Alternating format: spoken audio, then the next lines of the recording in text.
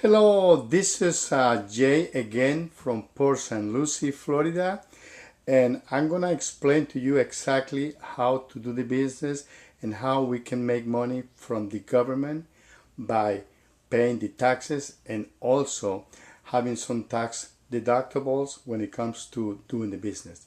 Don't forget, once you join the company, you are in business for yourself.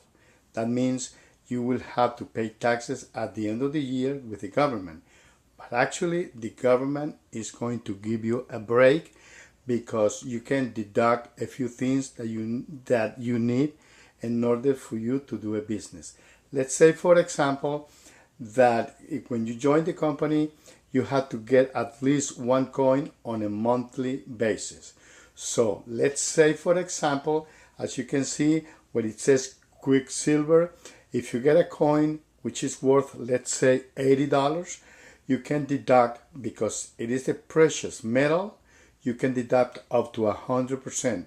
But let's be a little bit conservative, and let's say that you buy the coin on a monthly basis for $80, and you will deduct the 50% out of the $80.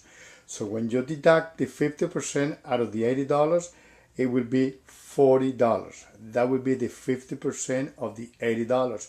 Now, let's say because you are in business now, you deduct a few items in order for you to do the business, but you have to pay to the government, let's say, 25% in taxes.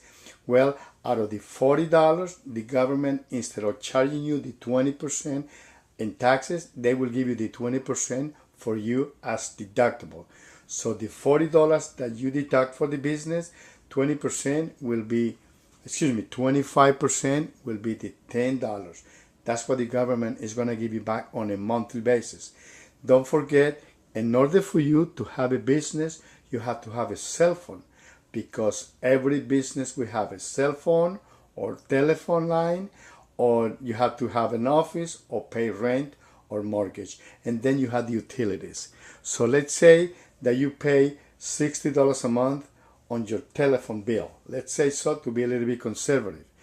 The government will allow you to deduct up to 90% of that telephone bill, which is like you see it when it says phone, 90%, and you pay $60. 90% of $60 will be $54. It means you can deduct $54 out of the $60 a month. It means when the government applies the taxes that you pay to them, which is 25%, you get back $13 a month. And let's say that you have to pay rent in an office. Well, you don't have an office. You are working out of your house. So you have to pay the mortgage or the rent. And you can deduct 1/8 of the rent or mortgage that you pay on a monthly basis. Let's say, to be a little bit conservative, let's say you pay $1,200 a month rent or mortgage. Now, 1/8 of the rent or mortgage of $1,200 will be $150 that you can deduct on a monthly basis.